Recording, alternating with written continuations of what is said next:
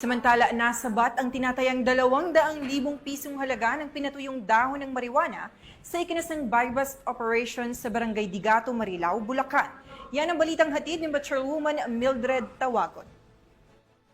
Abot sa tinatayang 240,000 pesos halaga ng tuyong dahon ng marijuana ang nasabat ng mga operatiba ng Marilao Municipal Police Station sa isinagawang buy-bust operation sa Barangay Loma, Digato, Marilao, Bulacan nito lamang madaling araw ng Miyerkules, ika-30 ng Hulyo taong kasalukuyan.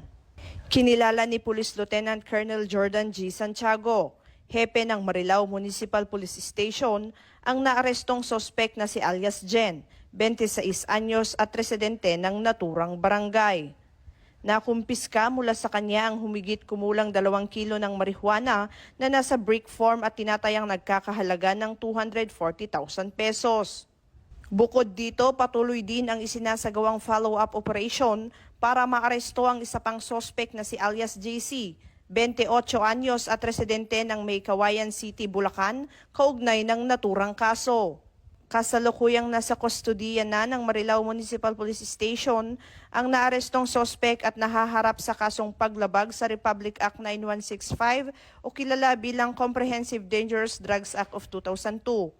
Pinuri naman ni Police Colonel Angel L. Garciliano, Acting Provincial Director ng Bulacan Police Provincial Office, ang matagumpay na operasyon bilang bahagi ng pinaigting na kampanya ng kapulisan kontra iligal na droga sa lalawigan.